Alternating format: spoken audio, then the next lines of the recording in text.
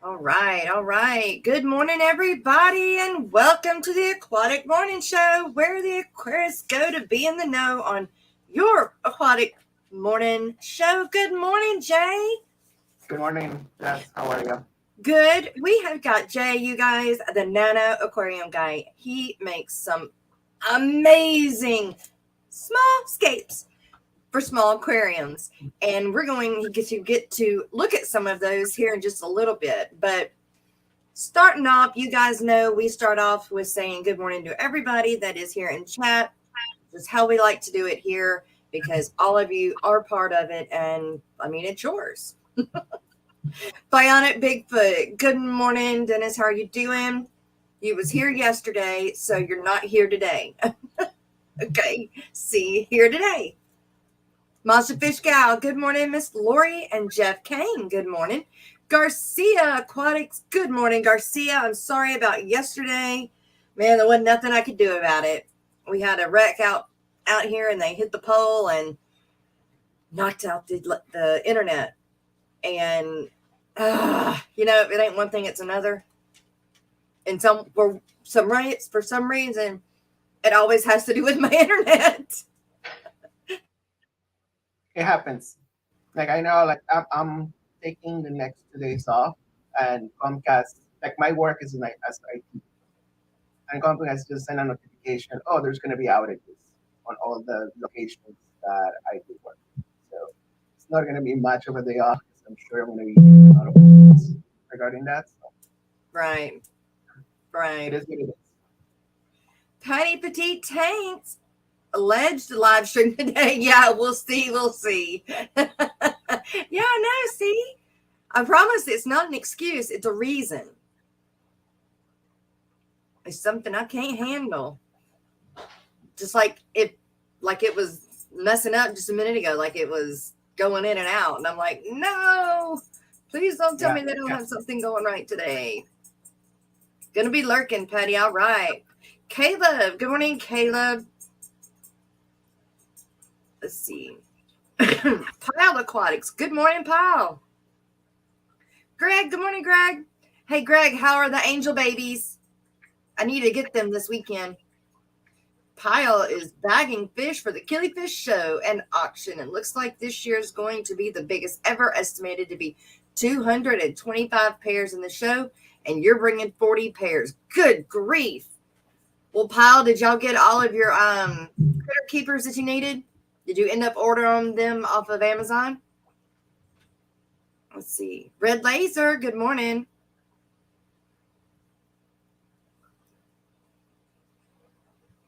Jeremy, good morning. I'm not ready. Well, I'm sorry. You can just keep getting ready while we're in the show. Peplin, good morning, Peplin. Mach 389, good morning. Dennis Christensen, good morning. Let's see. Dr. A, good morning. You're still flat on your back. I hope you're in the States, or are you in Peru? Yeah, hopefully he's not. Why are we always yelling? Good morning. I hope we're not yelling this morning.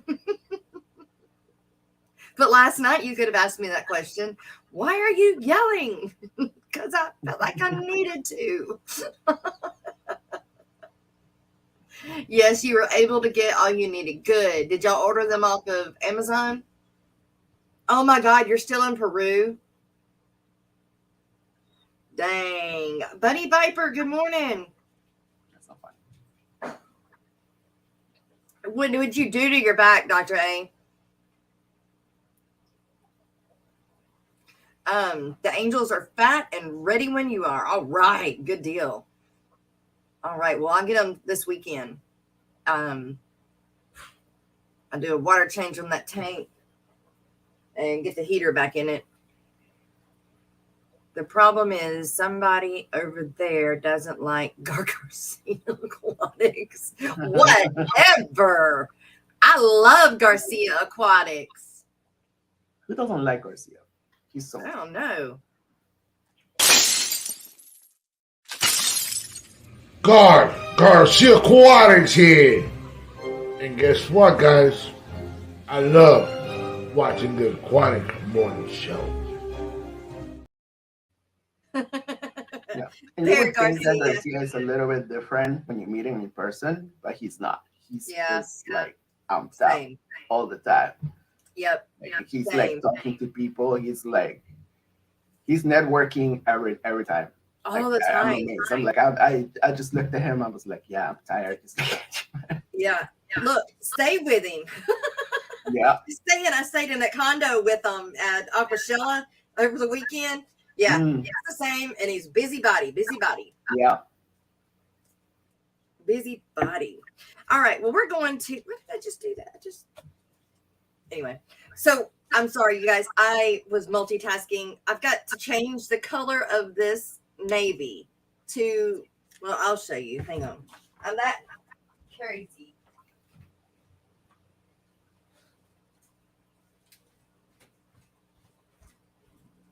So the color is this navy. Let's see if it'll show up. See, this one is brighter than this one. And so I got to change it. From this one to this one. I got to change the navy on this one. Even though I like the navy on this one better, but I'm not going back and doing all these letters. So I'll just tape this off and redo that. That's real easy. But I did, like the P and the R, and then his name, Perry. And imagine that I spelled his name wrong the first time and had to go back and get another E. But that's for the guy that I've been doing all the painting for, and I wanted to add something extra special for him for giving me so much work. So Good morning, Dana. Good morning, Ian. good morning, you guys. Oh, and I have a new members video. So I did get that done last night. It is updated, so we'll get to see that again here in a little bit. Lee Wilcox. Good morning, Lee. Fish, frogs, and 4 cats. What kind of frogs do you have now, Lee? Jenna. Good morning, Jenna. So, Jay, you've entered several contests with your little nanoscapes, and I kind of think that's how we kind of came to know you. By entering those, we're like, oh my gosh, who is this guy? This guy, these wonderful underwater aquascapes. And that's how I feel that we have kind of become to know you. But there's life before that. What led up to you creating these sorry, the dogs, these scapes? I don't know. I always had like a little bit of like an artistic side that I never managed to focus on anything before. So I used to do a lot of things, a lot of type of art, but I was never like focused on anything long enough to make it stick. Like if I like for a while I was doing like this paper sculptures and stuff, like little figures out of paper. There is different types of Japanese art that is derivative of that. So I was playing a lot with that, but it never stuck with me because it was one of those things that once you make it, it's done. It looks nice, and then what do you do with it? I'm like, not. I like the fact that I can keep engaging with this because it's like it's never really done. It keeps changing, it keeps evolving. You have to maintain it. You have to do things to it, and the moment that you are actually like ready to move on, then you can definitely take it apart and start over. Right. So and that's the kind of stuff that's why it attracted me a lot. I always like the idea of plants and I like nature. I used to go a lot outside before I have kids. Yeah. Now that I have kids, of course, there's really not enough time to do that. So Yeah.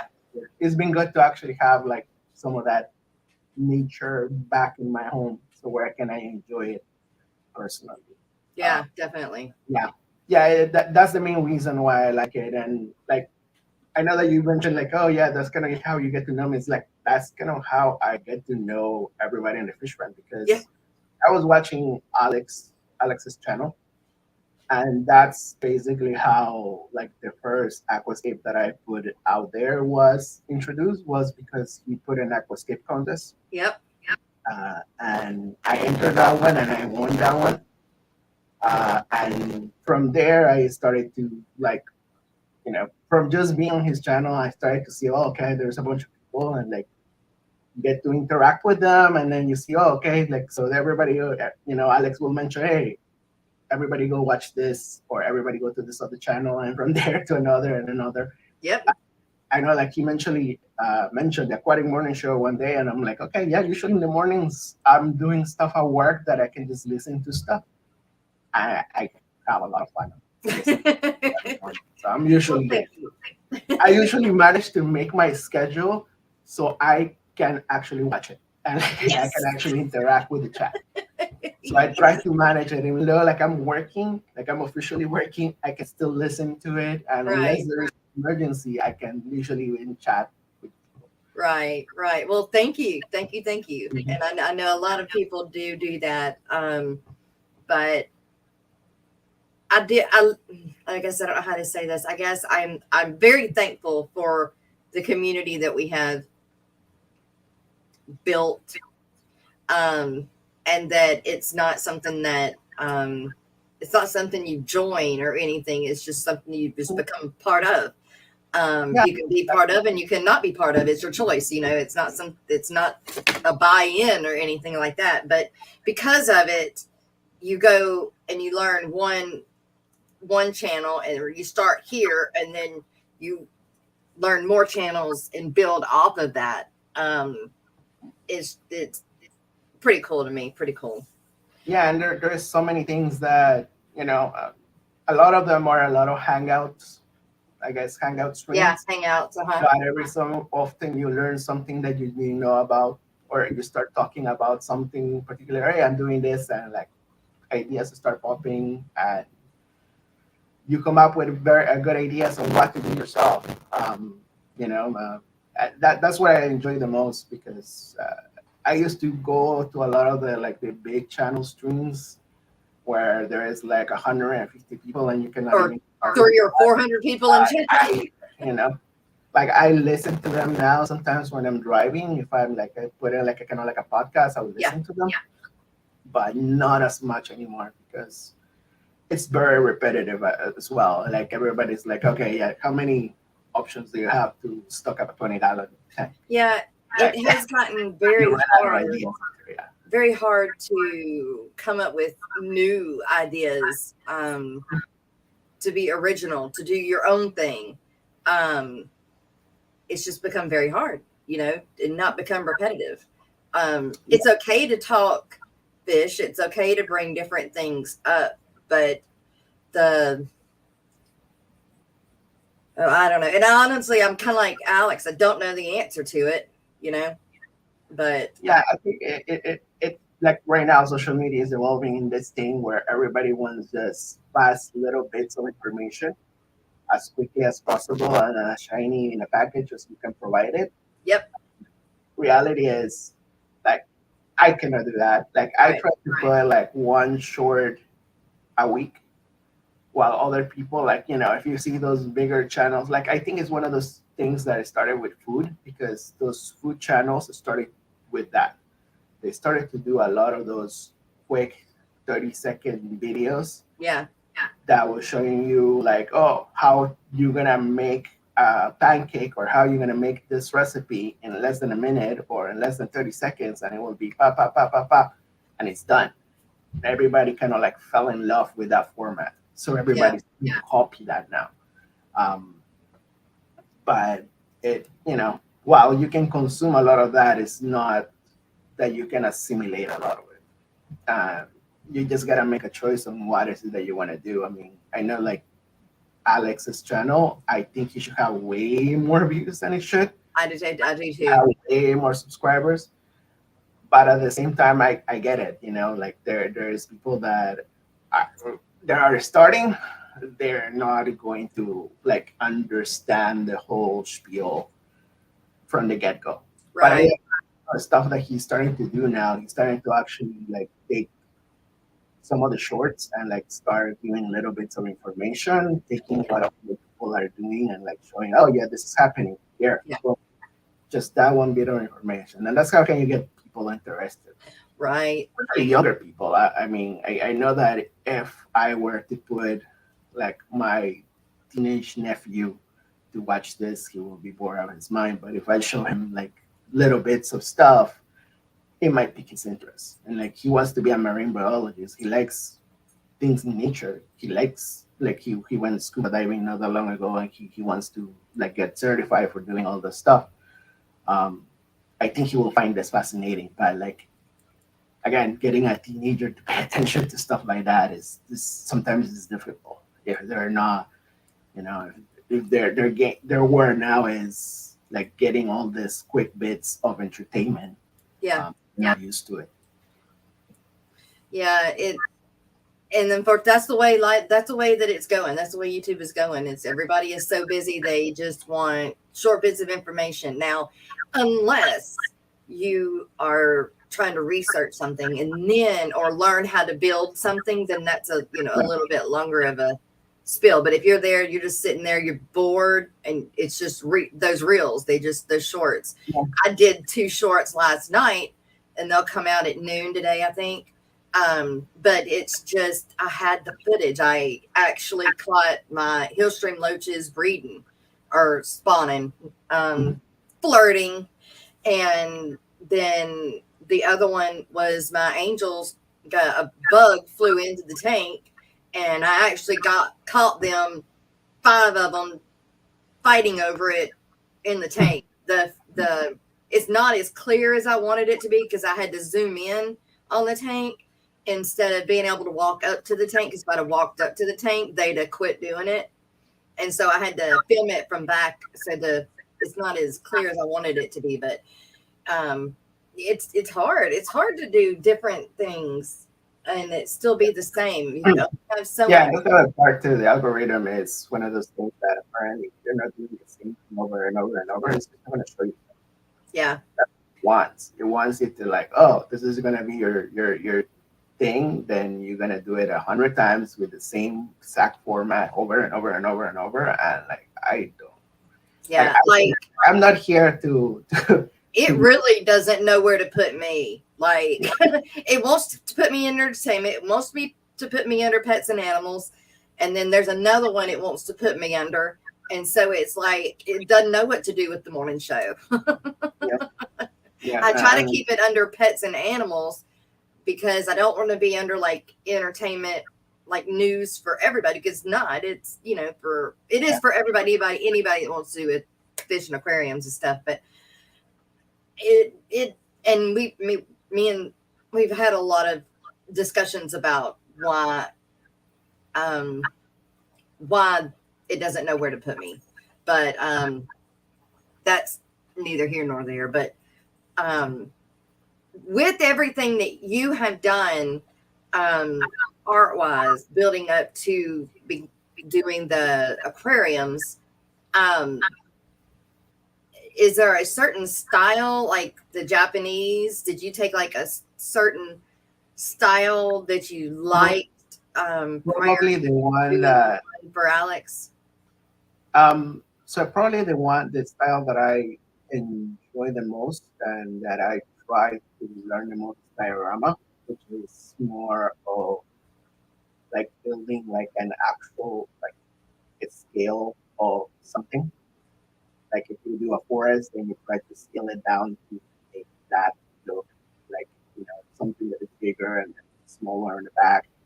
So that's the kind of style like diorama. Um, not. I know like sometimes people say like, oh, it's diorama or nature style because sometimes they can be somewhat similar, but diorama is more of like trying to focus on smaller details. In a smaller tank, it's even more difficult to do that. Sometimes you just don't have like the depth to do that. Um, but yeah, that's the kind of things that I like to try. So that's the one that I've been focusing on most, at least on the last couple of things that I have made. Yeah, Like for me, like making videos is actually it slows me down, which it is does. I guess is a good thing and a bad thing because one, I'm enjoying the process more because I have to slow down and enjoy it. But at the same time, it's slowing me down because what sometimes I can probably make something and take me just a couple of days. It takes me way longer. Oh Just yeah, have to film it, or I have to be like, okay, I have to place, okay, move this here, and then move the camera here, so I can do that, and then move the camera. So it is has its plus and minuses, but I do enjoy it a lot. I do enjoy sharing a lot of the stuff that I make, and the main reason I do things the way I do, especially even in YouTube, is because I try to show how I make stuff and like at least for what YouTube is telling me, that's the stuff that nobody really wants to watch. hmm, But I haven't found it either in the right. online. So like a lot of the things that I make, I sort of have to like deduce from the little bit of information that other aquascapers give. Because there's nobody out there, or at least I haven't seen a channel where somebody is like really building something like the stuff that I kind of do. Like when you want to build a diorama, I don't see anybody really building a diorama and making a video out of it. Yeah, Because again, dioramas take the time. videos are so clear. I mean, they're amazing. Yeah, that's just thanks to my kind of camera that we have. So Yeah. uh, my wife does food photography. So a good time ago, we decided to buy some cameras, some DSLR cameras. Uh, we somewhat recently upgraded to a Canon, no, Nikon 3700, I think it is. Um, it's a really good camera. Like yeah, you can do excellent video with it, and it, that and the fact also that she has um, the Adobe Suite, so we have Premiere Pro, and you can do a lot of things to stabilize the camera and everything, and it makes it so much It easier. It had a learning curve, and I think yeah. actually it's still a lot of stuff that I'm learning. Um, because even now I try to do like the way I work, at least, is that I try to fix things myself or I try to do things my own way. And then afterwards, I would do the research to see if I did it right. And then to find out that there's a much easier way to do things because if you use this little feature, it fixes it for you. And I learned that, I a bunch of stuff that I done that just makes life easier, but I learn after the fact. After I make the mistake is how I learn. Yeah. It, it they're just so pretty. Yeah, that's the one that I did for the packable. Okay. Yeah, so that yeah, I could probably show you that in a bit. Uh, Okay. Now, do you keep them or do you tear them down and do another one? so I usually keep them. Like the one that I have the longest, it's probably going to be 2 years old now. 23 years old? No, 2 years old. Oh, No, 2 years old. Okay. 2 years. It's about 2 years old. I think that's the oldest bull that I have right now. Then the one that I did for Alex, I actually took that down because I needed the space. I don't have a lot of space to be putting more balls. Otherwise, I'll probably keep them. The one that I won the packable last year, I actually sold that one on the love auction Yeah. just because like so the reason I'm off today and tomorrow is because my building is going to be tented for termites. So I have to move all my stuff out of here. Oh, So it's going to be out for almost a week, yeah, about 4 days. But I'm going to actually travel for work as well. yeah. So I have to move all my stuff between today and tomorrow. I'm going to be selling a lot of my plants, selling a lot of my fish on because there is club meeting tomorrow. Uh-huh. Tomorrow, no, the day after tomorrow, Saturday. Actually, Grant, partner leader, he's going to be doing a talk in there for the Gold Coast Aquarium Society. Okay. In South Florida, you may want to show up. I know that Garcia, I think, is going to be there. I wish I lived in that area so bad. Yeah. And yeah, so I'm going to be selling a lot of my stuff. So like I have my largest aquarium is a 47-gallon rimless. It was looking very nice, but I had to I've been breaking it down. So I took out all the rock, everything, and like right now it's just basically a plant storage. Are you going to leave anything up? I'm not leaving anything in. Obviously, I'm gonna be taking like a lot of my stuff, like the bowls that I have left. I'm gonna be taking them to relatives' home. Uh-huh. He told me like I can take it over there. I can just put them in there. I might break down one of my 10 gallons. Take the one that is escaped because I have my pygmy sunfish on them, and I really don't want to mess with them. So I might probably would just take that with me over there as well. I might break down the betta tank and just put him in a small container until that is So done. where are you traveling for work? I'm not going that far. I live in Miami. I'm gonna go to Key West, so it's like Okay. drive. It's not far. I have to do that like at least once a month or so. Because a lot of the hotels that I work for are there. So yeah. Wow. Wow, I can't believe That's you're the having other to break them all down. Yeah. No, and that's the other part too, is like whenever I have to travel, like stuff happens. I know, I understand. Life gets in the way of our hobby, dadgummit. I know. Like when I was building this bowl in particular, I was like, okay, I have to go they put in the thing, okay, you gotta start a new bowl. I started building that part like that you see right now. And then when I was to the point where I could put water, okay, I have to travel. I'm gonna be out for a week.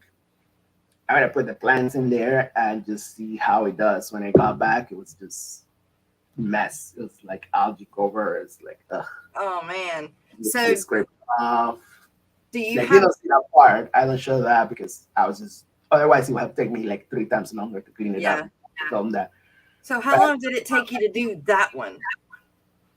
Well, it was done. Like the whole thing about it is that you have to do it within the month of May. So I started on May 1st actually, and I like the last picture was on the 29th. Wow. So do you do when it's not one of these aquascapes and you're doing one just say on your own, do you start it and then let it grow before you enter a contest, or Yeah, do you do it? yeah. Like I for that since the whole thing about it is that you actually have to get it done in a month. I probably put way more plants than I usually do to start.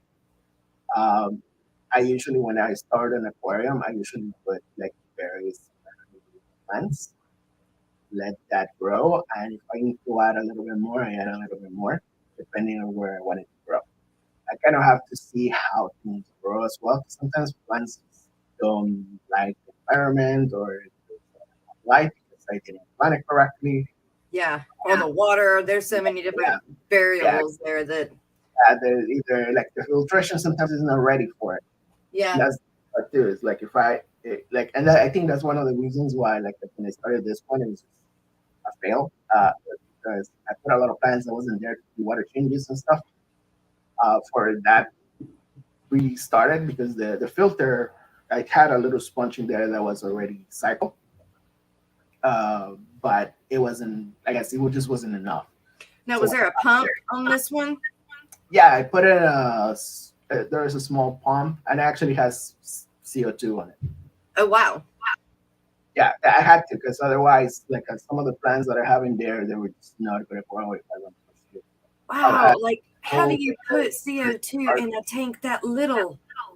it's small thing. Like I basically put like a small pump that is basically pushing the thing. It was more for the CO2 because I want Yeah. that thing to be basically moving around, and I'm pushing basically like one bubble per second Wow. on that. So it's not like I'm pushing a ton, but it's just enough for it to make things grow. Like because I think I got some crepe parva from Tommy, Uh-huh. Silver Creek Aquatics. And while the plant was great, it was just a little bit more. It was very elongated, which is normal when you buy those plants. Sometimes when they grow them outside, they grow like very very long. So I knew that it wasn't going to really work for me because if I put something that is that tall, it's just not gonna look good. So I Yeah. had to basically like cut off the leaves, put the root in there, and like let the CO2 and the light do the thing, and it came out. It grew like in the like week or two. It grew leaves and it was looking really nice. So And I think that the wood that you did around it, oh my gosh, that made that one. yeah, so that's I got that like the Gold Coast Aquarium Society. They do an event uh, every October, and there is where I actually bought a lot of pieces of wood that I have because I really don't find like whatever I find on wood in here in the stores. It's like extremely expensive and it's not that great. But that was a good deal on the stuff that I got. I think if you're gonna have something like that small, I think uh, I'm just in love with it. I'm in love with it. I'm very happy with it. I think like I got exactly what I wanted out of it. Like I wanted to be one of those things that when you look through it, you can see something else. Like it gives you a completely different perspective. Right. And that's one of those things that is a little bit even harder to show on camera. I don't know. Looks so much better when you look at it in person because Yeah. the camera cannot capture like this is just how everything is dark. But like when you look at it with a human eye, you actually see it much lighter, and it's like you capture a completely different picture when you look at that, like in the Yeah. middle. It just looks completely different, and that's kind of like what I wanted to do. Is just wanted to give you a look, and then when you get closer, you can see something different. And Yeah. that's kind of like when the thing is about diorama style. Yeah. Is that you want to have a big picture on what it is, and then when you get closer, you get to see more detail. Um, So it's really hard to get detail in something that small. You pretty yeah, much and have the ball, yeah, that's um the part of the ball is like also it warps, so it makes things larger. So it actually sometimes works against you. yeah. Yeah, when Wow. you're putting something when you add water, then the things that are in the back that's a little smaller, they actually look a little bit bigger. Garcia is asking if you're bringing another tank to the show. I probably not. No, no. I only where the only reason I sold the one that I had before that was again the one for that I got is the one that I made for the packable last year. And the only reason I sold it is because I know that I did not have a space. If I wanted to build something else, either I was gonna have to break it down and then either sell the shrimp because it had some really nice tertium on them, or and it was just gonna be more work for me to break it down because that ball had already been used like 2 3 times and it already had some scratches. So I know that I wasn't going to use it again. And it's not like those bowls are very expensive because like $13 at the most when you buy them at Walmart or where I usually buy them is at Hobby Lobby. Yeah. I know that it wasn't going. Like I knew already. Like I'm not gonna reuse this bowl. It's gonna go. So the only use that I was gonna get out of it was gonna be the cherry shrimp and the dragon stone that I had in there. Wow. So, like let me just sell it. It's easy. The dragonstone itself is not cheap. Yeah. No, and I asked like because I wasn't sure if they were gonna let me because I'm pretty sure that I'm the first one that actually tried to do that because I asked the guy through Instagram, hey, can I do this? Like, and like oh, let me ask the other people over there, and they said like, yeah, sure, just bring it. I don't think it sold for that much. Maybe like it was definitely a deal for whoever bought it. Like it was like maybe like. Would you build one and sell it for someone? You know, at one point I said that probably not, but I think I would. No, the reason why I say like I didn't think I would at one point is because to me they're a little bit personal. So, Sure. So it's like one of those things that oh yeah, you know, you make your art and like you put like a lot of work into it, and to you it has way more value that maybe for somebody else did. Yeah. And that was kind of like how I felt about like the bowl. I mean, that the bowl that I did last year, I think it looked amazing. It looked really good, and I managed to convert it into filterless. It was running perfectly. I think it was more than the $60 that I probably got for it. Oh, wow! And everything. I mean, it was a deal for whoever got it. But I didn't mind it because I knew that was going to happen. Yeah. Real quick, Jane, let me. We got to run through and say some more good mornings. We got half more people ran through here this morning. Greg did also say that he hated to mention it, but you learned everything from him. I do. Ian Akins, Nature's Aquariums. Good morning, Ian. Fish on Taintix, good morning. Mexicali Fishkeeper, good morning. I seen Roxanne, Foxy Fishes. I seen Dee Dee. Good morning, you guys. Let's see. Bunny Viper, good morning. I think she's had an appointment and she'll be right back. Chris Howell, good morning. I'm just scrolling back up real quick. Fishfam.link, good morning. Bewizzle, good morning. Whip, good morning, Whip.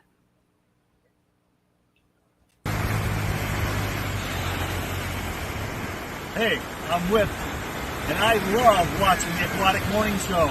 Now, let's get tanked! I love that. I love that.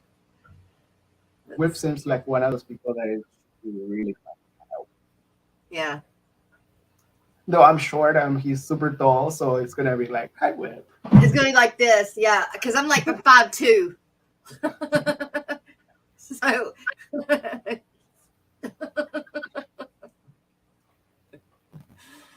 Ian said the only reason that he likes shorts is because he can add whatever song he wants and it not be a strike or anything.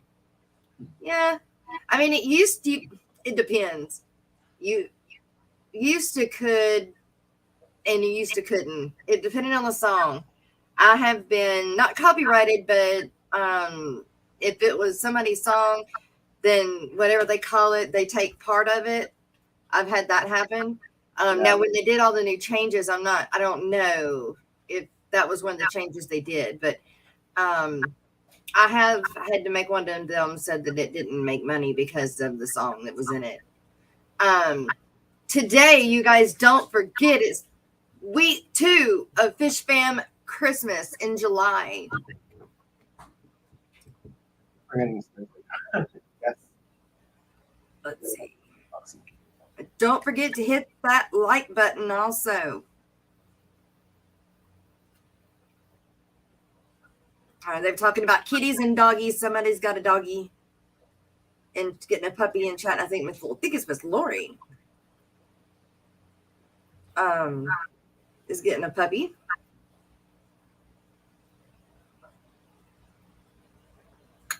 And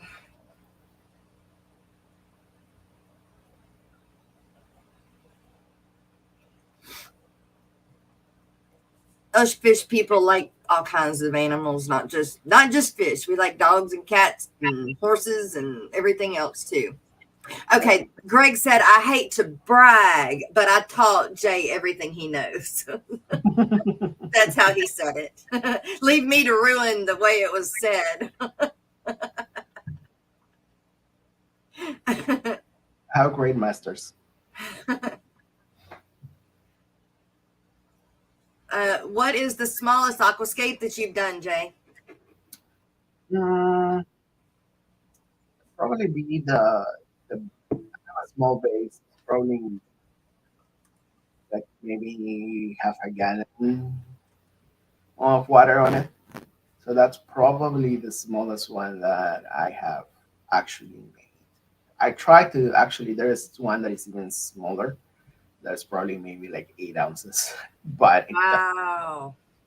it didn't work. It was just like one of those things that it just requires way too much maintenance. Yeah. Thing. So I was like, yeah, I'm not even gonna try this again. Now in this plant, this one right here, what plant is that you have at the top coming out? Let me see. The floating plant? Hang on, let me go up and go back. That one right there at the top. Oh, so that was a water lily. Actually, it's a water lily? Yeah, so it was one of those things that you buy, like my wife bought it in the grocery store.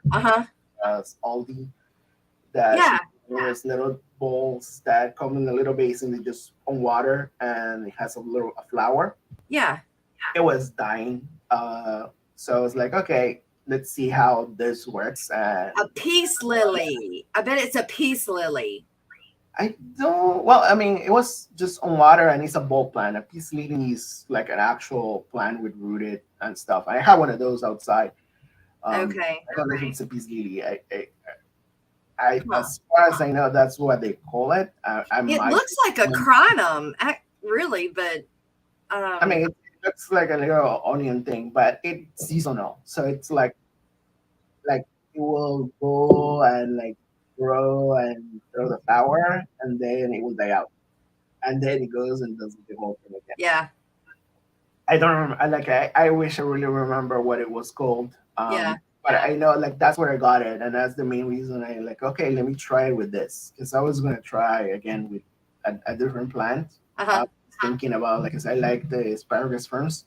Yeah. I was trying to gonna do those, but this had such a pretty flower that I was gonna try it with that, and it did good for a good while, and then but it goes through that whole thing that again stages. It's doing great, throws a flower, looks very pretty. It dies out completely, it dries out. Yeah.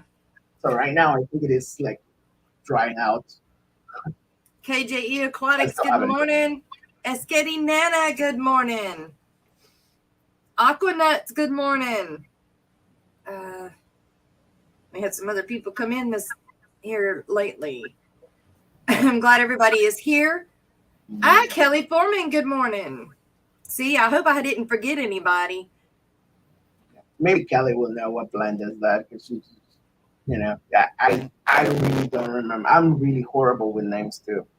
That's another part that, sometimes I talk to other people that know plants and know stuff, and I'm like, the plant that does this, and and they're like, because I'm just not good at remembering plant names or remember names in general. That's one of those things that I just cannot do. I am more visual. I'm a more visual learner than anything else. Alice Sean, good morning. They're being mischievous. Vinoski Fish Kodo, good morning. Yeah, Kelly, did they find your luggage? Good question. Good question, Caleb. Kelly, I was thinking about you. Oh, the lily that you gave me is doing great. It is finally taken off once I got it settled, and it didn't like being moved. It did not like being moved. When I moved it from inside to outside, and then the kids knocked it over in the pond, and then I found it and set it back up. Well, it was too close to the water. It wasn't deep enough. Well, now I've got it, I guess, deep enough in a happy spot, and it's definitely starting to send out a bunch of lily pads now. I need to get some fertilizer for them. I got 2 of them. Oh, and I pulled all that hornwort out. More of it will grow, but I put it in my tanks, mostly in the shrimp tanks, because I don't know what's in it, but I did throw some in the what are those called? The high fin leer tail. Well, they're not mollies, platies, I guess. That I have that are dwarf size. Greg knows the name of them. Greg, I just need to get a labeler. Get a labeler. But I do have pairs of those now. I really need to I need to put them up for sale. You know, where do you find the time? Where does time goes? So do you put mainly mainly shrimp in these smaller skates, or do you put any? I do, but what I usually use them for is to grow fry. Grow fry. Yeah. Now, when you're putting fry in those bowls and you're feeding them out, are you feeding them heavy, or you're still feeding them? You're not feeding them very heavy. No, I'm feeding them heavy. So right now, because right before I found out that I had to move all my stuff out, yeah, I decided, I'm gonna order some rice fish eggs from Japan, like those things that I did. So it was literally, I placed the order. The next day, they told us, "Oh yeah, this is gonna happen." So I was like, "Oh great." So I was growing those eggs actually on different ways to see which one works best, and then I have the fry that actually made it. They're growing out actually in the bowls right now. So, when you're feeding heavy and you got them in these nano bowls, how often do you have to do water changes, or do you just top them off, or what? I do water changes. I haven't changed really everything. I do about 20 to 30% a week. Okay, so it's not like you're having to do it every other day or anything. No. What kind of fry? The ones that I have right now, which are already growing quite a bit, is the rice fish. I bought some of those redheads. Those are definitely small enough to grow in one of those bowls. Those things are like eyelashes, itty bitty. Yeah, well, they grow kind of like the zebra Daniels. I mean, at the end of once they're all grown out, but they're about maybe an inch now. Okay. So they're getting to size where I could put them outside if I wanted to. And that was my idea, was to get those to do a little pond outside to put but again, like, I'm not able to do anything until this. Do you have a problem with dragonflies down there? You have dragonflies, right? We do have a lot of dragonflies, but luckily, at least for where I live immediately, I haven't seen any. Huh. See, I didn't think I had many dragonflies here, like where I'm at directly. And I know around the lakes there's a bunch of them, but I didn't think like here at home I had any. Yeah. And lo and behold, you put water somewhere and there's going to be dragonfly. Like, I found an itty bitty one. Like, it was so small. But that's what I worry about with the rice fish babies, is that I stay worried about with the guppies, but enough of them will survive. But I worry with the rice fish that they are so small, but maybe that is a benefit. Maybe they're so small they can't be caught. Yeah, it could be. I will probably at this point, what I will probably do is I grow them out completely inside, kind of wait until they give me eggs, and then put those eggs outside and see how they do. Just so that way I don't have to do a complete risk. Because my idea was to put a couple of them outside, see how they grow, how they do, and then if they Yeah. do, I'm just gonna move some of them from inside to outside. I'd like to get, I think I would like some of the orange Madakas. We Yeah, have the blue eye, whichever one that is, the one that Greg had, and then he gave them to me, and then they weren't breeding, or that I knew they were laying eggs, but I had so many. I don't remember, like 12 or 13 in a 10-gallon, and so they were just eating them, as soon as they were being born. Well, we pulled them all. And I was going to put guppies in that tank. And I said, no, I'm going to wait a minute, or I'm going to wait a week or so and look to make sure there's no eggs that hatch, because I couldn't see the eggs anywhere. And so lo and behold, 4 babies are born. And so I know now that I had too many in a tank and they were just eating them as fast as they could do it. So now I think if I have like a pair or like a trio or something in a 10-gallon, a lot of moss, I think I'll have a lot more babies. yeah. That was kind of like my plan, is just to try to grow those out and again get more babies so I can put those outside. Yeah. How well they do, and we'll see from there if I get more or get a different type of rice fish.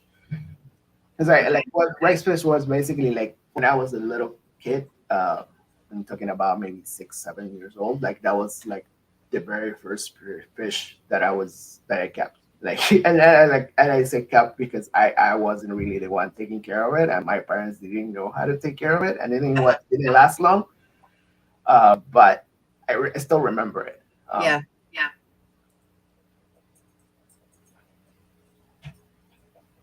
And now, is that your pond or somebody else's pond? No, actually, that was in Disney. Disney. Yeah, so they have like a Epcot, I see. Yeah, in Epcot, yes. And actually, that's kind of like one of the reasons when I saw those, I was like, oh, I need to make trees. Yeah. So that's kind of like I started my idea of what I was going to do for the bucket bowl. I was like, oh, Right. I need to make trees.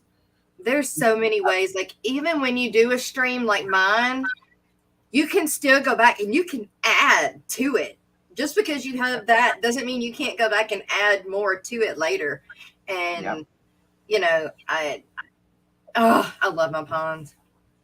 I love it. So do you have a pond at home? I'm sorry? Do you have a pond at home? No, I mean I live in an apartment building. Okay. My backyard is sort of small. I have a small like top one, like a very small one, and I have actually at all things there's glowfish on there, and they've been there for maybe 2 years now. They do just fine. So Did you say glowfish in the pond? Mm-hmm. Wow. glowfish Daniels. So that was where my daughter really wanted them. Yeah. And like we had them inside for a good while, but then it was like, and they end up having more because they're Daniels and they're gonna make more of themselves. Yeah. So, Yeah. Did like, they? Yeah. So I end up like I put them outside, see how like same thing, like put the fry outside, see how they do, and they were very happy out there. So eventually I moved the parents out there as well, and they're still there. We forget that fish come from outside. Yeah, like I mean that's how they grow them. I mean they make those in Florida. They Yeah. don't make them indoors. They have ponds and they put them outside and they let them do their thing. And they're Yeah. very happy. It is. It's a. I get tickled. I'm like, So, they come from outside, and we want to keep them inside, and then we're scared to put them back outside. I know, like it. Think about it's like one of those things. Like we grow attached to things, so I Yeah. get it. I like that. Like at the beginning, I had probably the same feeling that everybody does with glowfish. That are like, oh, these things that are man-made and nobody should have them. They're ethically, they're wrong, but they're I very. I I really think like, especially like the orangey ones. Like they look really really good. So yeah, I think that I don't know. People are not going to agree with me, but I think that because of glowfish, a lot of good things have come out of it. And since it's not something that is injected into them any longer, that it's just them, yeah, that it is what it is. It's not a big deal. And if it took them having to inject them to get them, and other things were learned from it, which I don't know exactly what those were, but I know that there were things that came out of it, then no harm. What they say? No harm, no foul, or something like that. yeah. I mean, they're Um, being experimented with silver Daniels. Who knows how long. yeah, That's yeah, why it was so easy for them to be like, okay, yeah. Once they discover how to do it, it's very easy to do it. yeah, and and yeah, it is true. I mean, like one of the things I don't like about it is because you're not supposed to sell them because it's illegal to sell yeah, them. This is a trademark on them. yeah, So that kind of hinders any hobbyists to do anything with them because you're yeah. not supposed to even keep them away. Right, You're supposed to do just kill them. I see that as wrong. right. But I think just like the bettas, I think as long as you don't sell them under that name, yeah, you know, yeah, exactly. I mean, like I don't know. I'm not. Maybe in a couple of generations, the Globetters will actually live yeah, good, but they right. good now. I think they don't have. That's such a big enough company that I mean, unless you're like pushing them out, they're not going to take the time to come and do anything Yeah, about it. I mean, and that's one of the reasons why they should keep it open to hobbyists, because I'm pretty sure that if there was, and it's probably something that's going to happen in Asia, because in Asia, what they do is like they have like the glowfish is a traded thing, and they have them in Japan, or I'm not in Japan, in China and other places. And what they do is with the silver Daniels, they basically do the long fin Daniels, and they look absolutely gorgeous. Yeah, Like when you look at the glowfish Daniels that I have over there, those are beautiful. Like anything yes, that I have over there is beautiful, but like those like when you look at them, it's kind of like what you see like the Dumbo guppies with the big yeah, lens and stuff. Like they do that with the glow, like they managed to somehow take some of the mix of colors as well. right, I don't know how, obviously somebody's playing with them, like crossing them with different ones to get that the genetics. right. Yeah. Well, you guys, it is time for mid-morning break. You guys know how this works. We get about a 2-3 minute break here in the middle of the 2-hour show. Run, go refill your coffee, run to the bathroom, do whatever you need to do so you make it back. We're going to be listening to Mr. Pleco from LRB. Awesome. And then the new members video.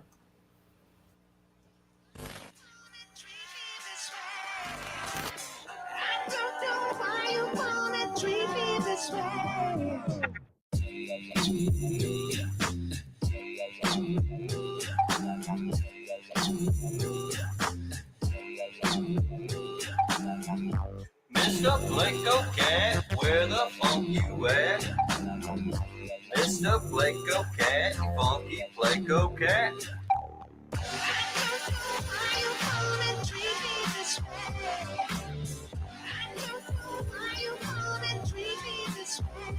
Mr. Pleco.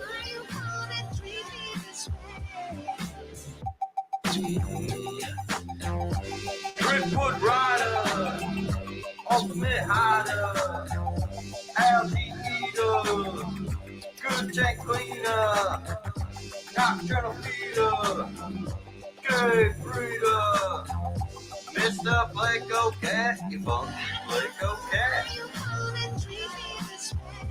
Mr. Blanco. Mr. Blanco. Mr. Blanco. Where the funk you at? Mr. Blanco. Funky Blanco cat. Tanks on, tanks on, tanks on, tanks on, tanks on, tanks on, tanks on, tanks on, eating high, eating high, eating high, eating high, Mr. Blanco. Mr. Blanco. Mr. Blanco. Mr. Blanco. Mr. Blanco. Done.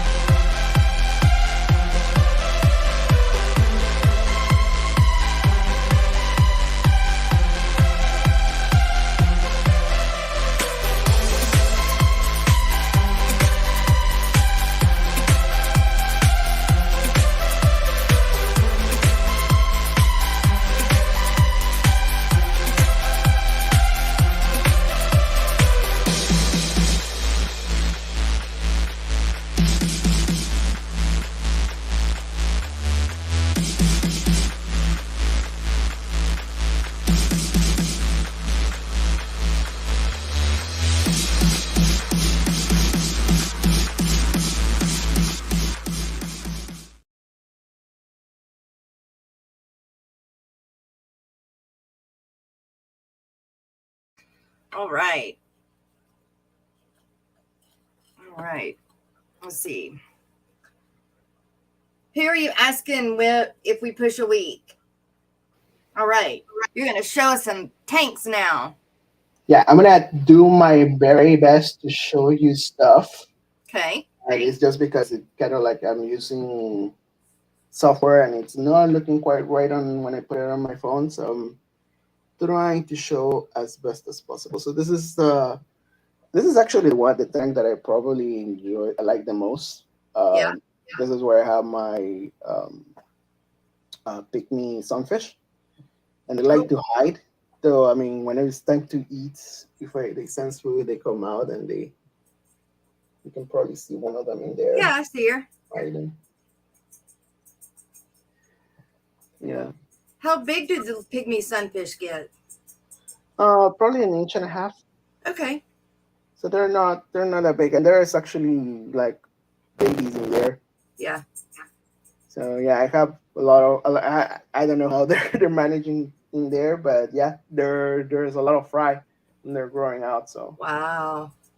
And this right here is just basically this is probably the tank that I had the running for the longest. This is probably going now on 3 years. This is dirty aquarium. It's nothing fancy. I just use it as a grow out, and it like right now there's some CPDs in there. Oh, look at the baby pleco in the back. Yeah, there is one of the baby plecas, and there's a baby. Poetic song. Good morning. Good to see you. And then here I go. This is the tank where I have my betta. You have one betta in that tank, and that's it? Yep, that's Wow. it. He's very aggressive. Okay. So he doesn't like to have anything else. Anything else that goes in there, he just want to get nipped. Like, yeah. Now that bluish grayish plant that you have on the right side over there, what is that? Is that a boost? Yeah, that's beautiful line. Okay. Yeah. Never seen that one. It's pretty.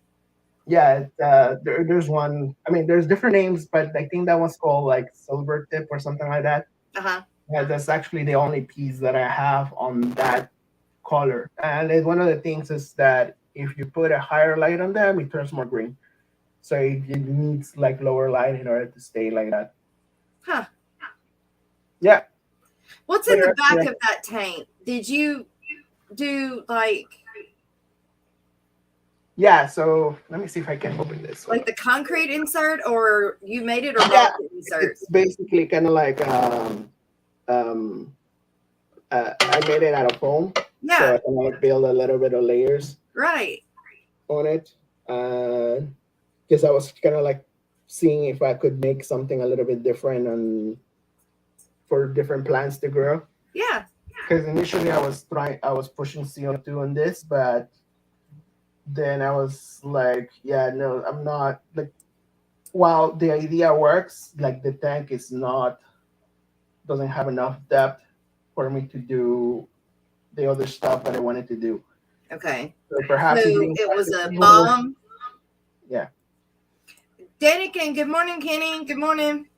Yeah, perhaps if we had been one of those tanks that has like doesn't have like the filter in the back, because it has like a good amount of space taking out because of it. Yeah. Perhaps it would have worked a little bit better. I ripped those out of the ones I had. But yeah. Let me move you. Made the tank bigger.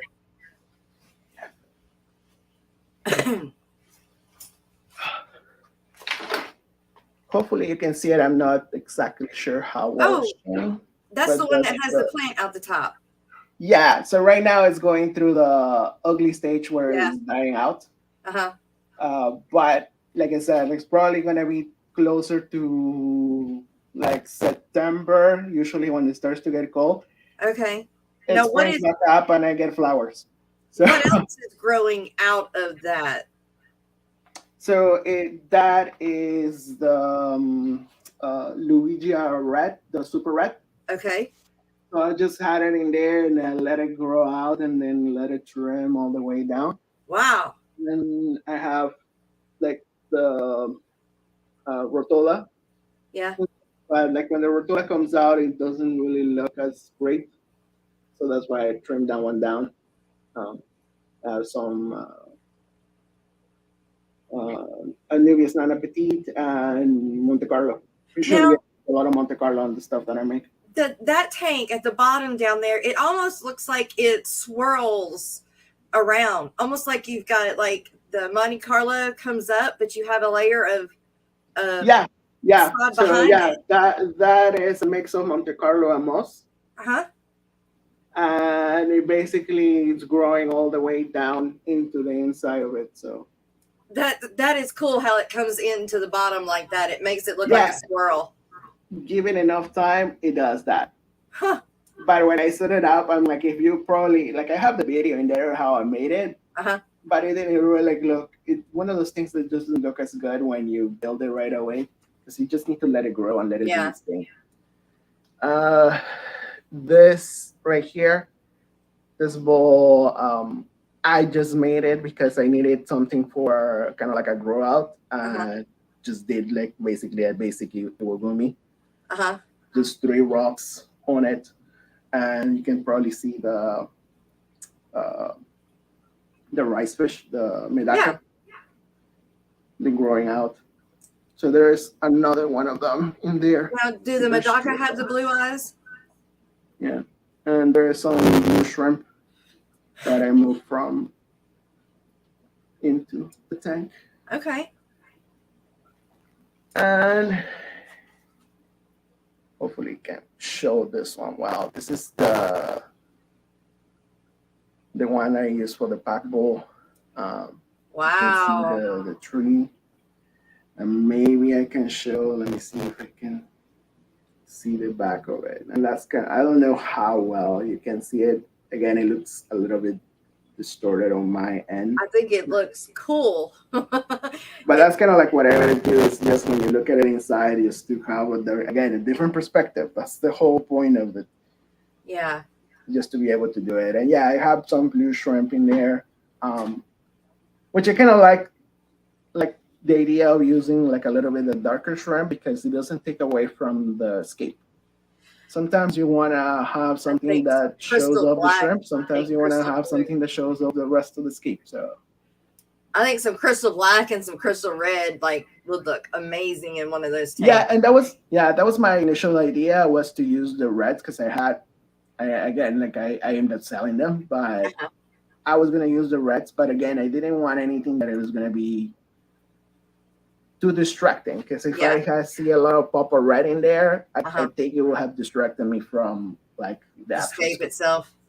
Yeah, I think it has to either complement. Like sometimes you want to do things that are like that. If it had way more space, if it had been one of those larger tanks in which I had this on the bottom and then the shrimp can be like grazing on top of the tree, much easier, then probably would have worked. But just because I knew that they were going to be like right in the smack in the middle of it, I knew that it was probably something that it was not going to take that much on the color. Yellows because I have a little bit of red in there, but not a lot. Yeah, Kenny says the yellows and oranges would also pop in there.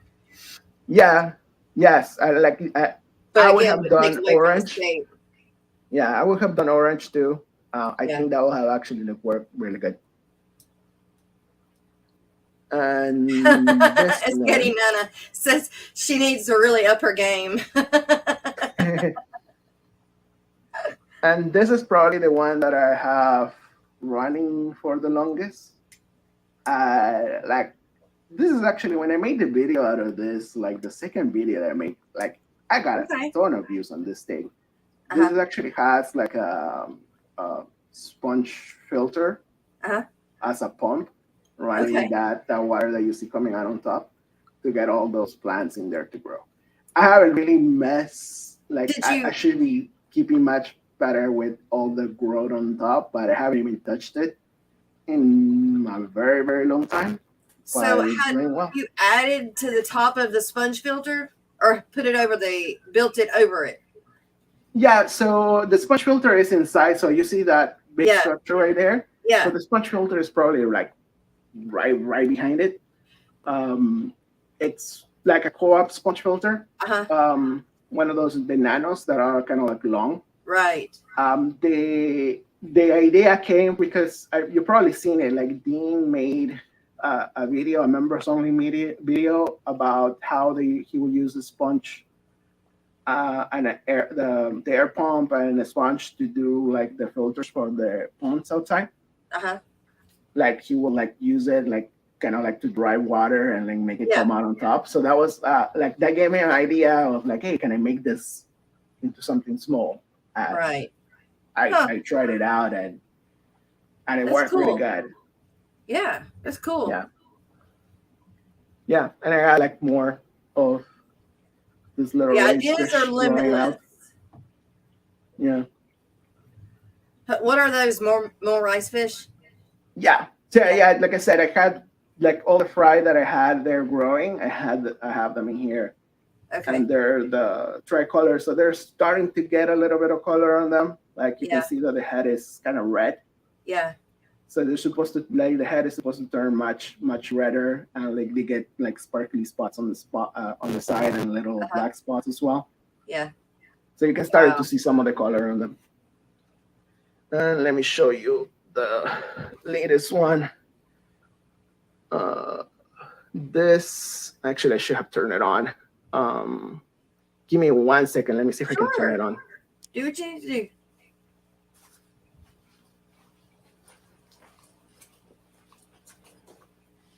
I'm not up in my game. I'm just going to need to pay Nano to come out to the house and pimp my 14-gallon cube.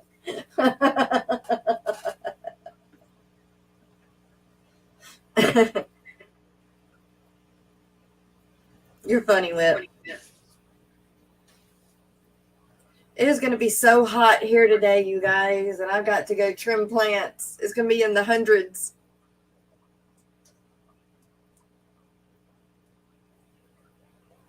Talk about water. I'm going to be a puddle. Miss Holly, good morning.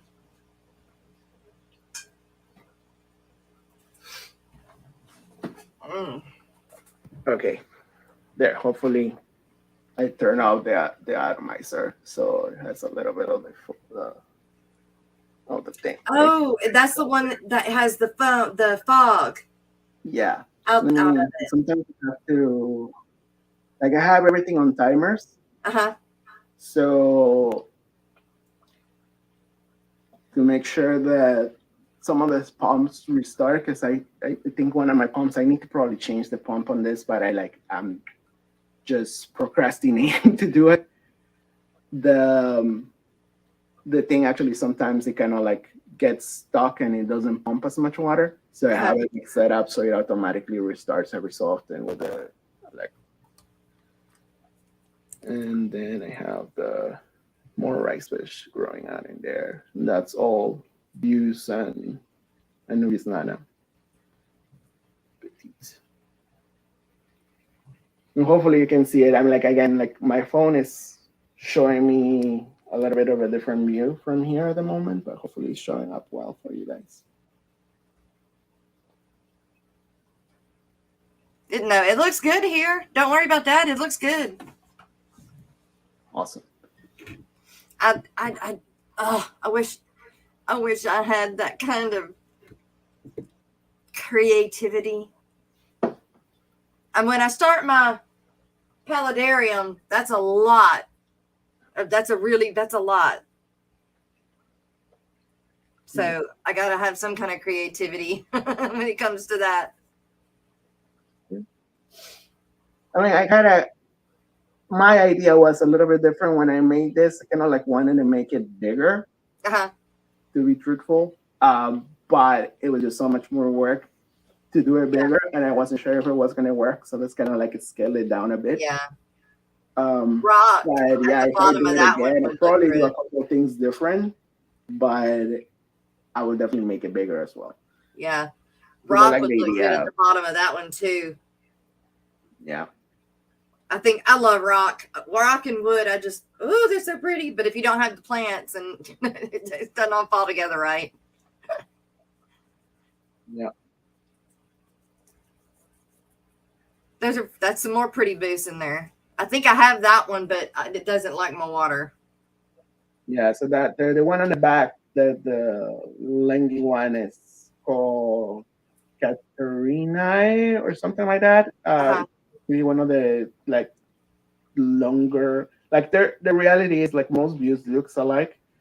That one is one of the ones that actually looks different because the leaf structure, how is it much more longer. And there is different types. You can have like the mini, the black, and yeah, there is a guy here in Miami that, and you guys may have seen him because he actually posts a lot of like memes online. His name, like his handle name is Chi Aquarium Dreams or Aquatic Dreams. He actually is from Miami. He lives maybe like 30 minutes, 20 minutes from me. And he has like this, he basically converted his whole front yard and backyard into a greenhouse to grow views. Wow. So he has like a whole thing of view, like any kind of views. He keeps getting them from overseas. He sells half of it. The other half he grows out to some. So usually whenever I need something, which I haven't gotten any much from him lately, but he's the views guy. Yeah. Wow. And that one's flowering. Cool. Yeah, but I really like these rice fishes starting to get some color on them. I'm just really hoping that I can put them outside and really see the actual like red on them. I tell you what, whoever gets all the stuff that are in these bowls or the bowls themselves, they're gonna get some amazing stuff. I mean, you have got the eye, man. You've got the eye. Yeah. And where'd you get the little kitties? So I got them at Timu at all Oh, places. That place yeah. is a trap because Yep. I went there like somebody else. I saw that they found like this really small like hang on back, Uh-huh. and it was gonna be only like $5. Like for $5, like if I the hang on back it's really bad. At least the pump Uh-huh. it's worth the $5. So I went there and looked for it, but I couldn't find it. I was there; they had it already for like $10. I wasn't gonna pay $10 for that pump for that hang on back. Yeah. But then I started looking at all the other aquarium stuff, and like these were only $1 each. So I was like, okay, yeah, I'm getting these. And then I started getting more and more. I got a bunch of stuff. Like the microphone that I'm wearing, like this wireless Uh-huh. microphone that I'm speaking on, Yeah. it cost me $5 Oh, wow. over Through there. the So Temu, whatever. yeah, Timu. Yeah, the TEMU. I think I have that app on my phone. Yeah.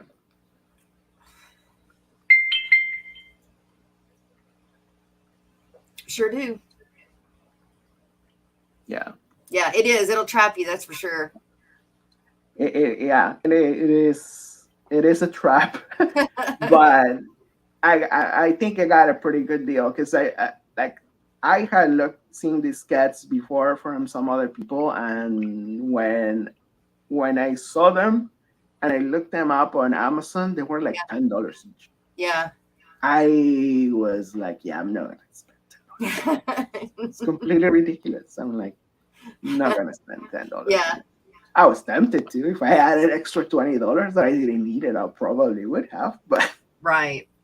But they're very lucky. I like them. I probably would, if I end up ordering anything else out of Temu, which I hope I don't, because I really don't need to buy more stuff.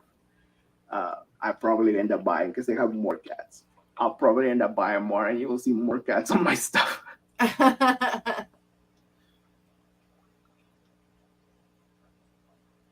But yeah. But yeah, that's what I have right now. I mean, I have there's one more, but like this is a project that is not completed. And it looks kind of awful right now because I haven't cleaned it up. It's one of those.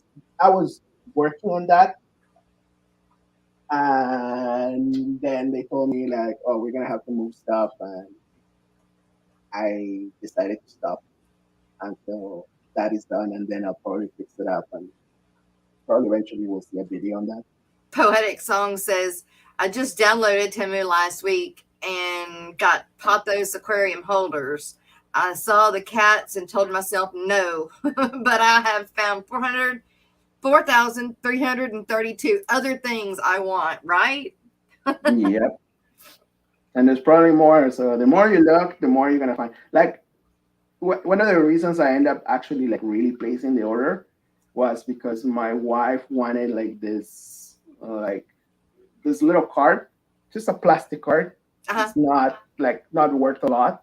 Yeah. But when you look it up on Amazon, it's like $30. Definitely not gonna pay $30 for that. But I can pay $5 in Temu. Yeah.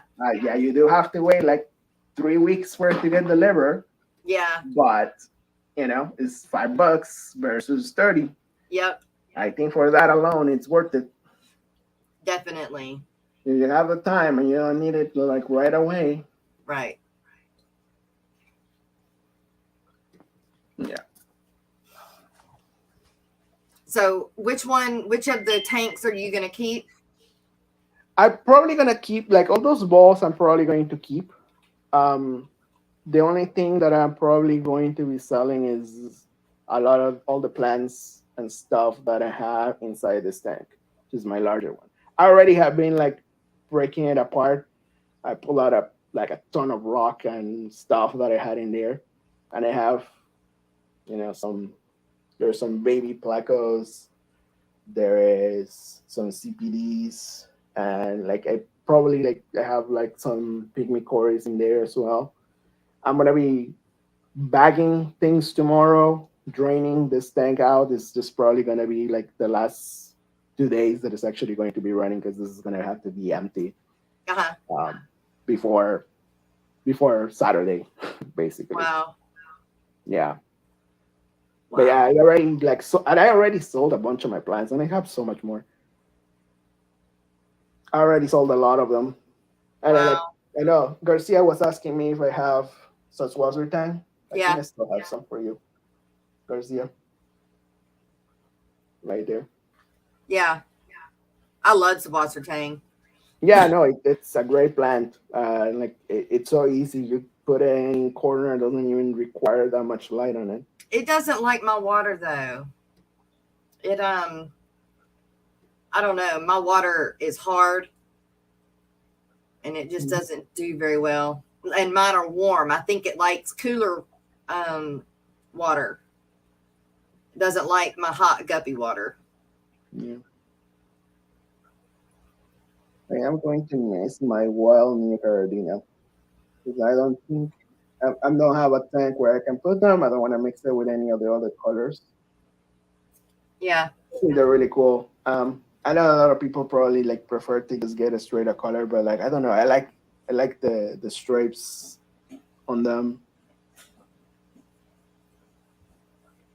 That's the one thing I'm probably gonna miss out of it. I might figure out something to keep a couple somewhere, but there's a picnic core in the back all the way over. What's Tamu? What is this Tamu you speak of? I am looking for internal pothos holders. Yeah, but that's what I have. I'm gonna, That's awesome. That is awesome. So because you're or not moving, but because you're having to work and tear mostly everything down, do you foresee when you're going to be able to build back up again, or? yeah, definitely. I mean, my plan was already that larger tank that I have. I already wanted to tear down like about a year ago. Yeah. I already was planning to take it apart just because I kind of like one of my ideas was to enter like one of the actual like international aquascape contests. And I'm hoping I can do that. Oh yeah. But I kind of like didn't want to enter because I knew that like eventually this was gonna come. Like we kind of were already warned that at one point or another, like they were going to be tenting and they were gonna do. There's gonna be a lot of stuff happening. So I didn't really want to start building like a layout and then just to find out, oh yeah, you have to tear it down because we have to fumigate, and I wouldn't trust leaving hardscape even here. Like I'm actually like I already took out like 3 big crates of like rocks and wood that I have away from the house, and I still have like another big pile in here that I took out. I wouldn't trust leaving any of that stuff if I want to put it back in the water, you know. So Yeah. I just didn't want to. So, but that's my plan. I want to enter one of those aquascape contests. And that's I probably going to be. think you would do great. I hope if you do that you video all of it, because I think that would be like a cool adventure to watch you build it up, and then everybody's like waiting to see if you win. So it's not just you waiting to see if you win, you know? Yeah, You that know, would be fun. Yeah, ready to support you. yeah, it will depend because I think I was thinking because I think the Or do like shorts AGA, building up to it. yeah, I think the AGA you don't have a problem if you share it before the contest. I think Okay. it's like there's some other contests that if you share before, then you get in trouble basically, Oh. or you may get disqualified even. Uh-huh. So you kind of have to wait until after they do it. And I was already trying to like figure out which one I was gonna enter first. I was thinking about the AGA first. Yeah. But I might do the other one just because it's actually earlier. I think the AGA is actually kind of like entries are you were supposed to be subscribed already, and like entries are due in like a month or something like that. Mm-hmm. The one for the IFPLC, I think it's gonna be next year, probably like March. Whip said, "Tell you to suck it up."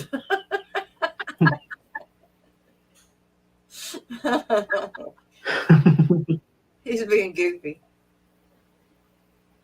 Well, I think you'll do well. I think you have the eye, and I wish Brooklyn would enter one too.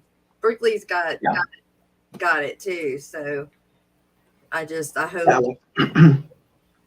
The layout that you guys did for the Aquashella in Dallas, Yeah. the one that she did with all the wood, I was Yes. like, wow, that. I think it was amazing. That I really did. I am like, I was beyond surprised that like that you guys didn't win. I like that one better. Yeah. It's okay. She did great. And with the migraine and all the craziness that went on. Yeah, I don't think I could do well. Great. Like I don't think I could handle the live aquascape contest. I like the pressure to get it done. It's a whole different world. It's you got to think of, you got this large scape that you got to do in 2 days, and those 2 days are only from I read 9 to 5 or 6, and I was reading the rules for the one that is coming up, and or I don't know if it's the same as the last one, but like you guys only have like 4 hours one day, 6 hours the other. That's it. Yes. 10 hours to build like something that big. Like, you know, maybe if you have a team and you have a really good plan and a lot of luck in your side because things go wrong. Yeah. You know, I'm like I'm very impressed with how you guys did, because it really. I think like the number one thing that was learned from it was because they make you use the I guess they don't make you use, but they want you to use the canister filters. And a lot of people did not rinse out because they're brand new. And so not many people rinse out the medium. Jess, I've developed an echo. How bad of an echo? I haven't done anything different. I kind of hear it though. Maybe it's on my end. Maybe I'm making an echo. I wonder if my voice is reverbing. Okay, she says it's not bad. If it's not that bad, y'all can deal with it. We actually have a fishery to do. And I'm sorry, I'm probably gonna have to leave a little bit earlier too. Okay. I have to get my daughter from her camp, and like her mom had to take my other one to the doctor, so that was kind of like a last minute thing. But no, it's fine. Great. I'm glad that you were here. You know, this long. Yeah, no, I was very happy. I mean, like I've been wanting to join join you guys on the fun, but usually, like I said, I'm working, so I'm usually just listening to all the fun stuff that you guys are doing in the morning. Yeah, I understand. You know, everybody's got to work. In fact, I go back to work sometime in August, and like the kids go back to work on the 10th. But you know, most teachers don't need a sub their first few, like their first week. Right. So I'm thinking maybe mid August, late August, I'll be able to get back to work. But until then, I'll stream. And then I'm going to go to Wednesday nights. If it's okay with Papa Shrimp and he's cool with it, I'm going to go to take his slot on Wednesday nights once a week. So that way y'all still get a dose of the morning show, but it's going to be the morning show, the evening edition until I get, a week off. When the kids get their vacation, then I'll stream, all week or whatever days those are. But, hey, we got to work, and I don't make enough off of YouTube to support anything. Yeah, I will ever make anything out of YouTube, but it is a lot of fun. So yeah, so it I don't know. It's so hard to make money on YouTube lately. I mean, I don't think it's gonna get any easier. It's getting harder. Like they're trying to make it easier, but it's getting harder. Yeah. So I think it's one of those things that they were so niching to like what it was. YouTube is basically about making videos and sharing them. And they get money from the advertisement, but because again, quick videos are a thing, people are more like I spend like whenever there is no streams in here, I'm basically on TikTok just watching dumb stuff left and right. right. And it's just, way more entertaining, I guess, Yeah. I totally understand. Yep. Totally understand. Well, I'm gonna find our fishery for today, All right. and you need I'm gonna to say go goodbye. with your daughter, right? Yes, I'm gonna say goodbye. Thank you Okay. very much for having me. Thank Of you everybody course. in the chat. You are all awesome. Sorry I was not paying attention to the chat as much. I don't know how Jess does it because I can either look Sometimes at it her can be or look at complicated, it. but Yeah, no, I can. No. It's a good thing probably I'm not a live streamer because I'll probably just be me talking to myself because I'm not paying attention to anything else. Yeah. you would do All right. fine. You learn it. But thanks for being here, Jay. We'll do it Nothing. again another time you get time off. Sure will. All right. Thank you. Bye, everyone. All right. Oh my gosh, my face is too big. All right. Let's see. I think the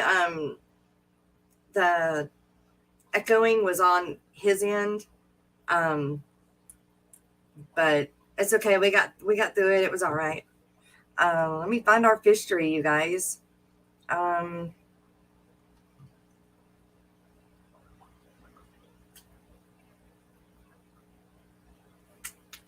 All of them are so long.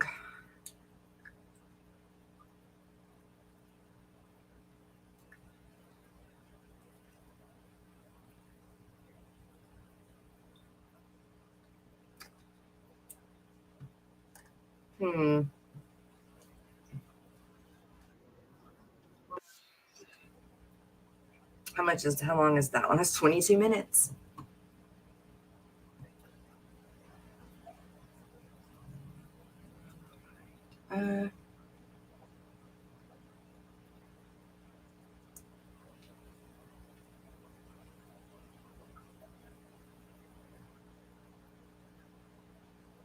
Okay, we'll do this one.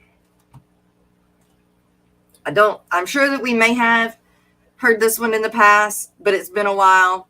So we're going to go with it. You guys know Fishery. Fishery is from Alex, The Secret History Living in Your Aquarium. And we love this guy. He's amazing. Please make sure you are still subscribed to him because YouTube will pull you away from him, So make sure that you go show the Tams love and support and make sure you're still subscribed to him. And if you're new, go subscribe to him. It's an amazing person. So much knowledge. All right, here we go. All right, guys. So if you have a glass of water that you've gotten from a local creek or lake, maybe it's from a stagnant pond or something like that around your house, there are slight risks. However, you can actually observe your jar closely and you can smell it. If it has a smell that is kind of pungent, like sewery or gross, and if you can see things like dragonfly larvae or nymph in there, mosquito larvae, things that are going to fly and that are going to come up out of your tank and be an issue, then you know that you need to at least get rid of those or give them time to hatch before adding them to your tank. Now, the other major problematic thing that's harder to see because it's microscopic basically is tapeworms and nematodes that can continue their life cycle and then end up growing to up to 30 feet in the intestines of humans, all sorts of mammals, and in the tissues of fish. So the way I like to test for that and to mitigate that when I've got my water nice and tannic with some leaves and some fresh plants, want to get that surface area from ponds and so forth, is I will smell it, make sure that it doesn't smell off or anything. But then what I'll actually do is I'll just take a good old good old swig of it. And oh man, that's good. And in 2 to 4 months, you will have tapeworms if your source has tapeworms and nematodes in it. So it's a pretty good system, really. I mean,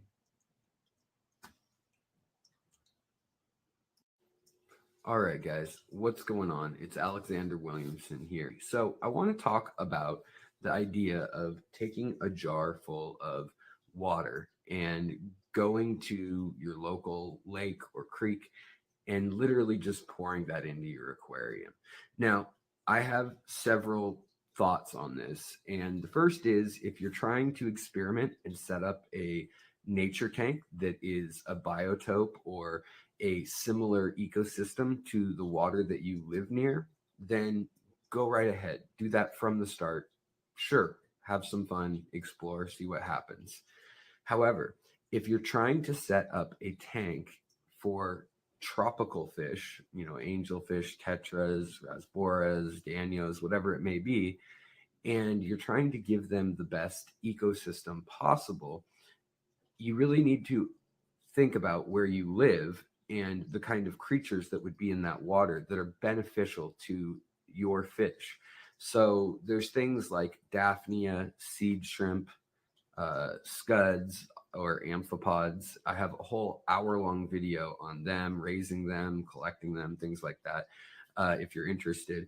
But you really need to weigh whether it's worth going out and finding those things and trying to colony breed them and keep them as a live culture food that you can just add to your aquarium, or if you want them to literally be part of the food web of your aquarium. Because if you want them to be part of an all-inclusive ecosystem, you need to really think about, are you living in a tropical location? Do you even have the kinds of creatures that will survive in tropical waters? And with the plants you have and the substrate and the fact that it's not an entire ecosystem, it is a replication of as much of that as we can get within a glass box. And so these are important questions to ask yourself before you go out and do this. Now, I also think that there is some risk in doing this. However, let me taper that by saying that the risk of going out and grabbing something like a jar of tannic water to jumpstart your black water tank so that you've got bugs, as we'll call them, or little critters that are going to be part of your micro organic ecosystem, it's not a bad idea to go to a local area with lots of leaves and tannins in the water and collect whatever it is that's living there. However, what I would do is make sure that you take that, you collect it, you have it in a jar or even another tank, and you bring it up to the temperature that your aquarium is going to be kept at. Now, beyond this, I guess live inoculations from water that's coming from outside of your aquarium, it is prudent to have a probationary quarantine period. So I would suggest setting up a jar, even if it's a gallon mayonnaise jar or something, and having it filled 2/3 with water, a little bit of air, saran wrap over the top, poke a couple holes for air exchange, or you can even use a breather bag, put that over the top so that there's air exchange. But then bring it into your fish room and either set it into a aquarium so that it stays at temperature, or keep it in the room if the room is at temperature.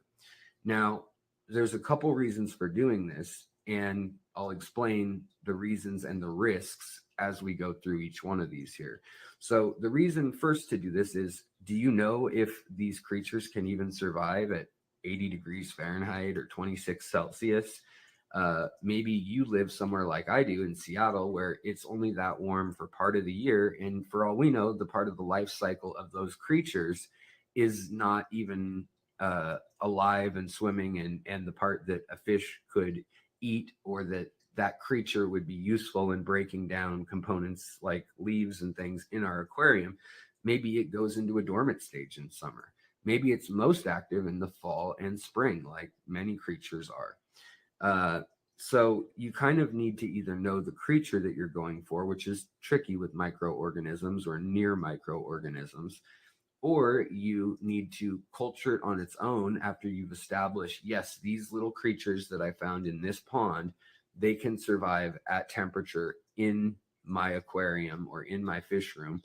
Well, the next question is going to be pH. So if you're taking it from black water or really tannic water full of leaves and that coffee color or Coca-Cola colored water, if you have water that is crystal clear or maybe even alkaline, you're keeping guppies, live bears, something like that in your water, and you go get something from a pond that's super acidic, there's a good chance whatever you grabbed is not even going to survive the pH shift.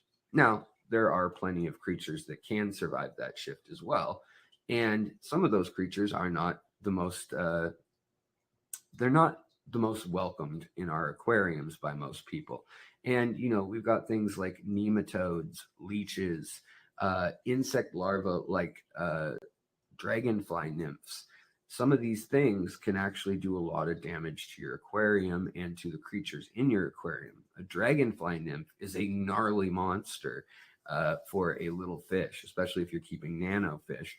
And while they are a food source for big fish out in nature and the like, they can be a scourge that hunts down small fish, your fry, and then is also going to hatch out. The same is true for mosquitoes and other little flying insects. They can hatch out. So this goes back to that probationary period that I suggest, which is you keep them in a jar, leave some air in the jar. You've got your ecosystem, whether that's some leaves, that's some detritus and mulm, and you're trying to, wherever you're going to go get your sample from, whether it's a creek or a pond or river or lake, you're going to want to try to match that pH, that flow, with the aquarium you're trying to keep. So if you're trying to keep a hill stream tank and you've got a power head going all the time, then maybe go to a creek and look for creatures there. You can get things like caddisfly larvae and stuff like that. Now, I don't know why you'd want to add that other than it's interesting. Those are going to hatch out and fly away. And they're not really going to add a whole lot probably to your ecosystem other than being, fascinating periwinkle creatures that make this kind of complex shell around themselves.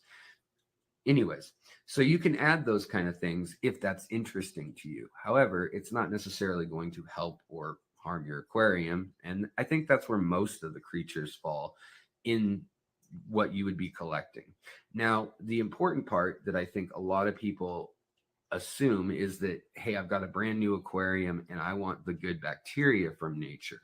Well, the good bacteria, sure, it's out in nature, it's everywhere. In fact, it will establish in a tank, even if you are not adding plants or anything to your aquarium. Over time, the spores are in the air, the bacteriums are in the air and on our hands and in tap water and everywhere else, and they will eventually colonize, and you'll get your nitrosoma bacteria colonies and things like that. So you will eventually get that. It's only a matter of waiting a couple weeks. Now, the best way to jumpstart a tank bacteriologically, and probably archaea, which is another similar creature to bacteria, as well as probably fungi and things like that, is by taking a tank that is 4 or 5 years old and is really healthy and lush and full of life and no issues with the fish health, and taking some of that filter media. We all know that old trick. Well, I think that's still the best way to seed, bacteria and your cycle in a tank. I think that's the best way to get diversity in an aquarium. And while there are dangers, things like tapeworms, leeches, flying insects, larvae that can eat fish even, that theoretically could end up in your water, I've seen that if you put a cover over it, you have it warm, especially if it's warm, their metabolisms are going to move quicker usually. They're going to hatch out, and you'll usually see them within a week, if not 3 or 4 days. You'll see their exoskeleton or their cocoon on the top of the water floating, and they'll be flying in the container. You can open it up, let them outside, or do whatever you want with them. But those are probably going to get eaten by the fish if you were to dump them directly in. However, some of those do carry other parasites within them that complete their life cycle within fish. So another thing to consider is, are you grabbing your source of water that you want to add all these microbes and bacteria and things to your aquarium? Are you adding it from a source that already has fish in it? Because those fish locally, they may be full of tapeworms. For instance, salmon around here have something like 90% of them have worms within their flesh. Now, as long as you cook it, it's fine, and humans just go about their business, and there's just these little stringy things in the meat every once in a while. And everyone around here knows that who eats salmon. However, some of those things can do a lot of damage in a fish and really malnourish a fish, especially if it's a little tiny fish. So those creatures like tapeworms and nematodes that complete their life cycle sometimes by living in a little host creature or by free swimming and then being some sort of little seed or cyst or larva, those there is a real possibility of bringing into your aquarium, and maybe you don't want those in your aquarium. And while over the years of doing this, I have not seen major issues with that. In fact, I would 10 times rather use a random glass of lake water than I would go to the pet store and scoop up a glass of water out of any given tank and pour it in there. Now, the reason for that too is fish density. So if you have a dense population of fish, like at a pet store in their systems, there's way more opportunities for vectors for parasites, the fish. And so things like the mulm at a fish store or in a bag of fish that have been shipped in water that came from a fish store, that water is so much more crucial to not add to your tank. Do not put that in your tank for risk of putting some sort of parasite or pathogen in your tank. Now, some people are also concerned with things like Giardia and other bacteria that could be harmful to human health. So they say, I don't want to go, get beaver fever, as they call it, or dysentery, Oregon Trail style, and end up sick because of something I put in my aquarium because I went to a stagnant body of water and brought that home, or brain-eating amoebas. I mean, so there's these far-fetched things that, well, dysentery is not, but brain-eating amoebas are. And they're very unlikely, but there is that possibility. Now, I have an entire video, a live stream that was like an hour and a half long. I'll link it in the description or pin it in the comments about all the ways you can get sick from an aquarium. And those are possibilities. If you're straight up drinking your aquarium water, you don't wash your hands, and you're touching your mouth and things. So there are some precautions you should take with any aquarium. This is not talking about anything that's been inoculated from the wild. These things can just happen in our domestic home aquariums. So there is a risk that's always there. Every time you add a new fish or a plant, you're also introducing all sorts of bacteria and life forms. So I wouldn't count on wild bacteria and things so much from your sample. What I would lean on these samples for is those little creatures that your baby fish are going to eat, that are going to break down your leaves. Like I said, things like scuds, amphipods, things like little snails, for instance. Things like little seed shrimp, ostracods as they're known, Daphnia and Cyclops. And unfortunately, tapeworms can live in Cyclops and in small crustaceans. They can live in Daphnia too, certain ones. And those little seeds or rather eggs of things like a tapeworm, some of them can go from mammals or humans to fish, to other things all over the place. And some of them can get 30 feet long in a human body.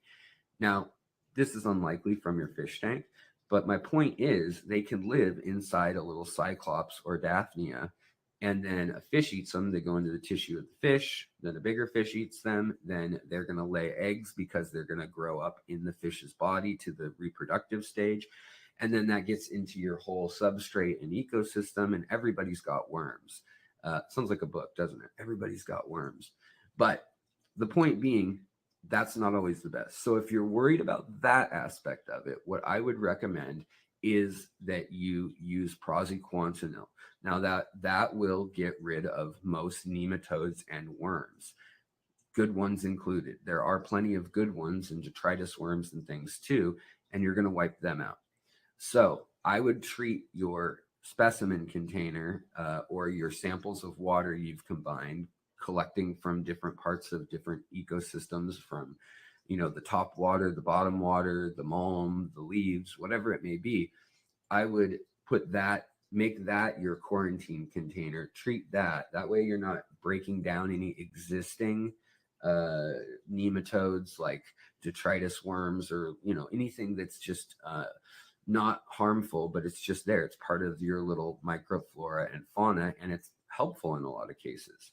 So I think if you do this and you treat the jar as a quarantine period and zone, and you are thinking about what your end result is, do you want a nature tank? Are you trying to feed your baby fry and things extra food?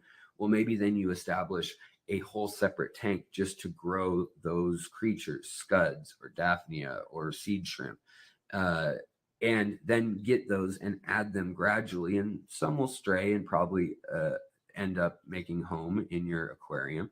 But over the long haul, it's tricky to establish a real ecosystem from the ground up. Now, it's totally doable. I have whole videos on it. And that's something you can do if you don't want to be feeding your aquariums. You want them to be self-sustainable for the most part, or near self-sustainable. That is a worthy endeavor. And I think a lot of people find satisfaction in that. But that's probably not the end goal you will get by just tossing in a glass of water from your local pond. And does the risk outweigh the reward? For me, it's a little hard to say. But I would say that you need to evaluate all these things for yourself, and that I've talked to a lot of biologists, ichthyologist friends and things, and most of them go out to ponds in their backyard, which do not usually have fish, but which contain live cultures and things, which contain tannins or leaves or various biological debris and microorganisms, and they'll scoop things out. They'll get seed shrimp, they'll get daphnia, they'll get mosquito larvae, and they'll feed that right to their fish, even though there is that risk of tapeworms and things. They just don't see it as a big deal. They'll treat the fish if it happens. So those are kind of the different takes on it and the honest appraisal, in my opinion, of the situation. So I hope with this info, you guys can decide what's best for you and what kind of tank you want to keep. As always, take care, and I'll see you guys next time on Fishery. All right, on Fishery.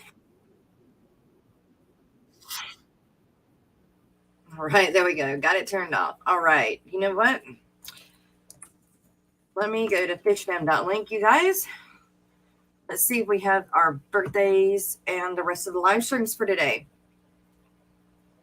We have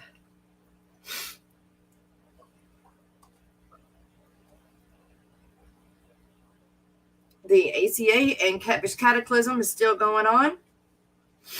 No birthdays.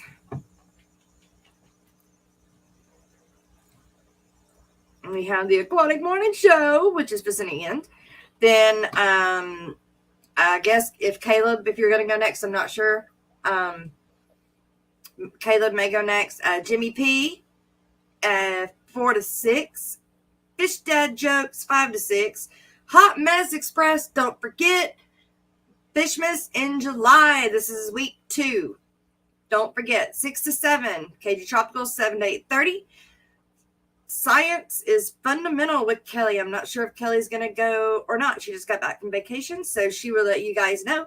And Crafted Ed